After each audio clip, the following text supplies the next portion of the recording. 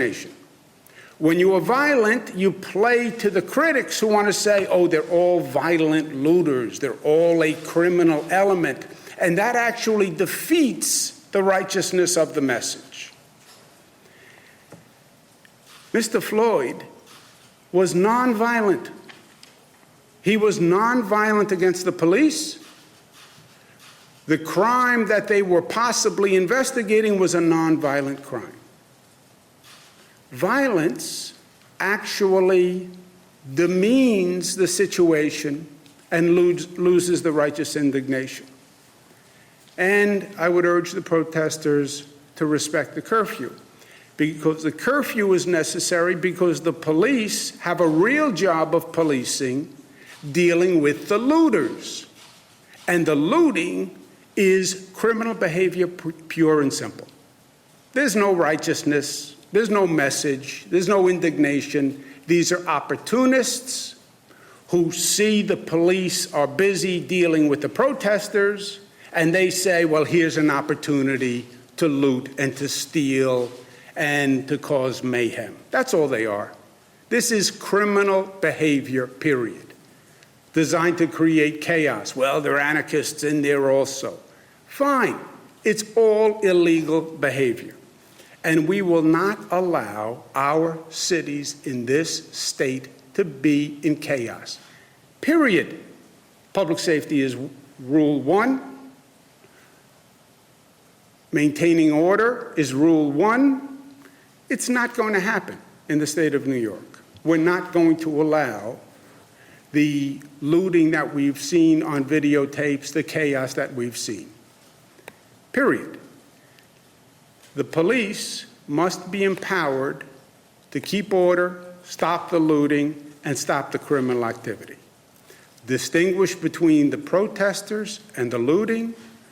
Yes, you have police action which is necessary to work with the protesters, but the police have to be there and be empowered to stop the looting and the chaos and the criminal behavior that people are trying to exploit this moment for their own selfish criminal purposes. And the police have to be able to do their job. And the police have to be supported in being able to do their job. I've sent New York State Police to cities to deal with these protests. They have to have the right numbers. They have to be empowered to do their job. And we've had protests again last night all across the state. I want to applaud the local police who have done a great job. I want to applaud the state police who have done a great job. The protests were mainly peaceful all across the state. And I want to thank all involved for keeping it that way, protesters included. New York City last night was much better. The protesters were mainly peaceful. The police officer had the resources and the capacity to do their jobs, and the results last night were much, much different than the night before, and that's what it's all about. And I think the people in New York City should feel much better today than they did after the night of looting. These are perilous times. There's a lot going on, and we have to understand what's going on and the difference among the issues that we're dealing with. You have the COVID crisis. You have the murder of Mr. Floyd, two very different situations, but both critical in and of themselves and both happening at the same time. It's then wrapped in an environment and a dynamic that is racially charged and politically charged. It makes it a very, very perilous time in this country. And we have to be careful. We have to be very careful because the consequences are steep on both sides of this equation. So leadership, good government, responsibility is more important than ever before, especially in these divided times. COVID-19 is still a real threat. We're still battling that. I know it's not on the front pages today, but it is still in people and in society. We're still battling that. that is going better than it has ever gone in New York. We have the lowest number of hospitalizations ever, and we have the lowest death toll ever. And God bless the people of New York for what they did. God bless the nurses and the doctors and the essential workers and the frontline workers, because they saved hundreds of thousands of lives in the state of New York. We have to remember what made us successful during COVID, that we're New York tough, but New York tough is multifaceted. It means New York smart. If you're going to protest, protest intelligently. Remember, the COVID virus is still out there. So protest intelligently. We're united. We're not black and white. We're not upstate, downstate. We're not red and blue. We are one state, one community. And we came together that way. We're disciplined in fighting this COVID. We're disciplined in having our right to protest, but doing it peacefully and in a way that respects law and order. And we are loving at the end of the day. Yes, we have issues. Yes, we have challenges. But we've shown how good we can be as a community and how much we respect one another and the sacrifice we're willing to make for one another. Let's keep that spirit that we developed over the past 95 days. Let's keep that going, because that is pure magic. If we stay united and we stay loving and we stay smart, we're going to handle all of these issues and we're going to be the better for it. We've overcome the greatest challenge that this state has faced in my lifetime with this COVID virus. This was the beast that we didn't know if we could beat. But so far, we've beaten it. We have to stay smart to make sure we control the beast. But we did it. We overcame. We, the people, overcame together. Last words for today: do not be overcome by evil, but overcome evil with good. Romans 12. That, my friends, is New York tough, smart, united, disciplined, and loving. Questions? Governor, how do we tackle the power of police unions and the need to change culture within local police agencies and the wider criminal justice system? Your policy ideas don't really hit at the issue. Why aren't bad apples being called out by colleagues? And will you allow the release of state troopers' disciplinary records under 50A? Well, you have a lot in there. There are necessary reforms that need to be made. There's no doubt about that.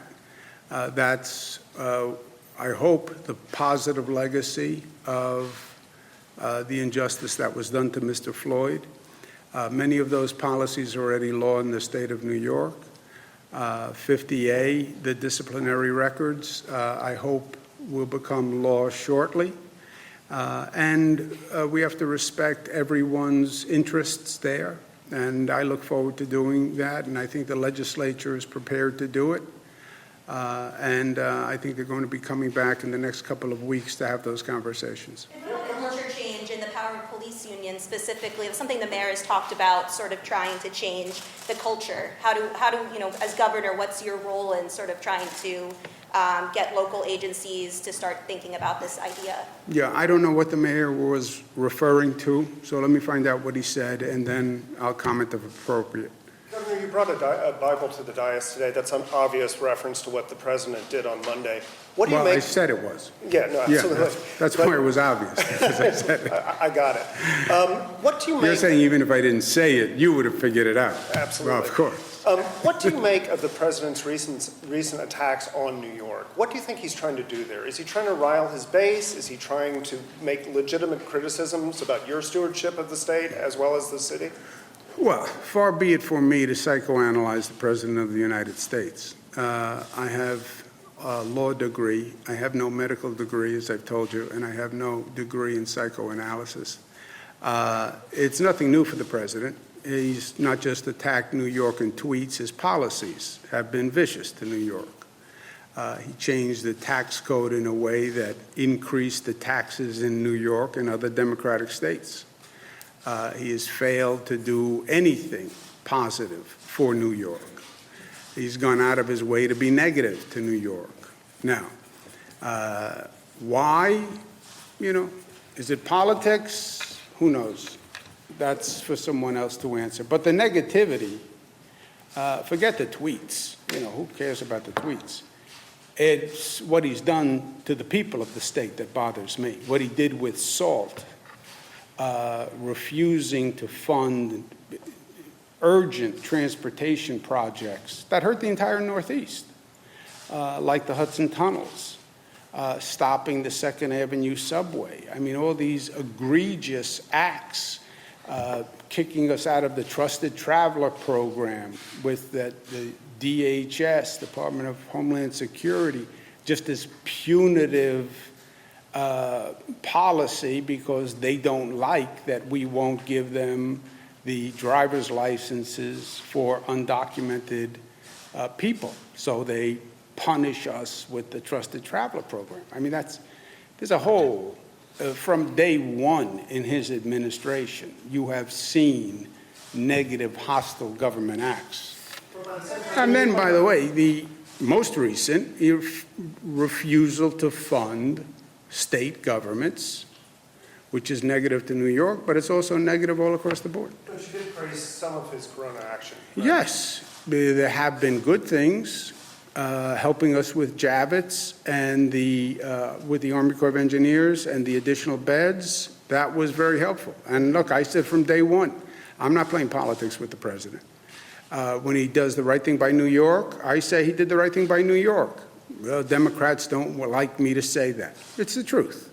When he does a bad thing for New York, I say he did a bad thing. And it's good and it's bad. I think I was in the White House last week. We had a meeting. But have you spoken to him this week at all? No. Governor, I'm sorry. Active duty troops from Fort Jerome were sent to D.C. to help out law enforcement there. Do you have a comment on that, and how do you feel about that? Well, yeah, I don't think you should use active military for political purposes. I don't believe it's constitutional. And now you have his Secretary of Defense saying that they shouldn't be used. Now, how can the Secretary of Defense say that and then do it? That's another question. If you don't believe it's right, when you pull up Secretary Esper's quote again there, please. If you don't believe it's right, why did you do it? You can't do it and then say, I think it's wrong. So you just admitted that you did something that was wrong? Well, look at his quote. The option to use active duty forces in a law enforcement role should only be used as a matter of last resort and only in the most urgent and dire circumstances. We are not in one of those situations now. I do not support invoking the Insurrection Act. Then how did you do it, Mr. Secretary? Question for him, not for me. Jimmy? Governor, that's clear about active duty military, but can you talk a little bit more about the National Guard? How close was Well, the what state were to- they in? The question was about active military in Watertown, right, Fort Drum? Yeah, That was the question. Different question.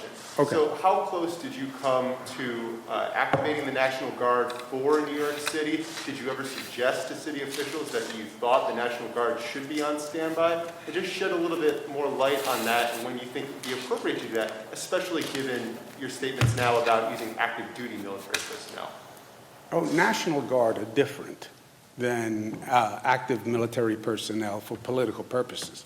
National Guard we deploy for public purposes. We deploy them to help with the COVID virus. We deploy them for storm emergencies. If they were deployed for New York City, that's not a political purpose. That's to help the police function in New York City. So those are not political purposes. But we did not send the National Guard in New York City. I said yesterday that there was a terrible night of looting. I was prepared to send the National Guard to help to provide the resources if the city needed them. But I said, I don't believe the NYPD needs the National Guard. They're the largest police force in the United States of America. They're like 38,000 people. So I don't believe they needed the National Guard. I believe there was an issue of management and deployment of the NYPD. You know, you have to remember the NYPD, first on a personal level, I grew up in Queens. You know, I grew up with the NYPD. You know, my neighborhood, a lot of my friends became police officers in New York City. It's the best, little New York arrogance, but I believe it's the best police department in the country. And we know the police officers can handle these situations because they have, right? We've gone through the Sean Bell situation. We've gone through the aftermath of Amadou Diallo, aftermath of Abner Louima. We went through Crown Heights, the Gavin Cato death. And then we went through the aftermath of Crown Heights. There was a whole report done on Crown Heights that studied what happened. It was like 4 or 5 days of riot. So we've done this. You know, this has been there, done that for the police. The police officers know how to do it. These are the best. Now, a police officer needs support. They need the right deployment. They need to be empowered. They need the capacity to do their job. They have to know that they're backed up. They have to know that if they're out there, they can do what they have to do. If they have to arrest somebody, they have to arrest somebody. They have to have the right gear. So they have to get the support that they need. But they're it's not about the NYPD. And by the way, one other point. Forget everything else. It's about getting results, right? I'm here to get things done and make life better for people. We got results. Last night was a much, much better night than the night before. So it worked. We got results. Let's just remember what we did last night, and let's keep that going. Governor, the Webster County executive is urging businesses there to ignore the phases and just suggesting to them that they open up right away if they so choose. And he's also starting a GoFundMe page to help pay fines if there were any fines. Do you have any response to that?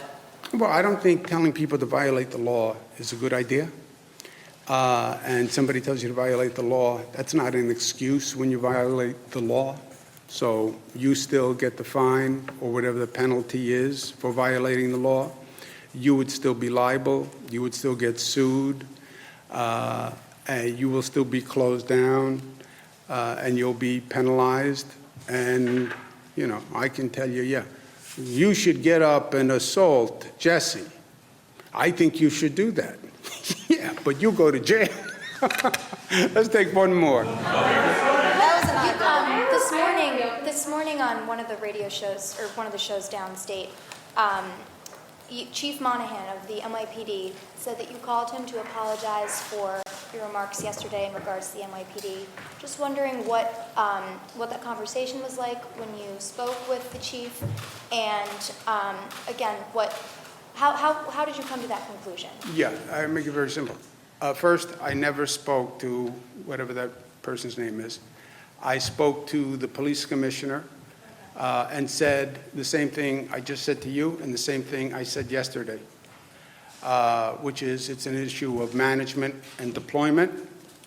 The actual police officers are the best.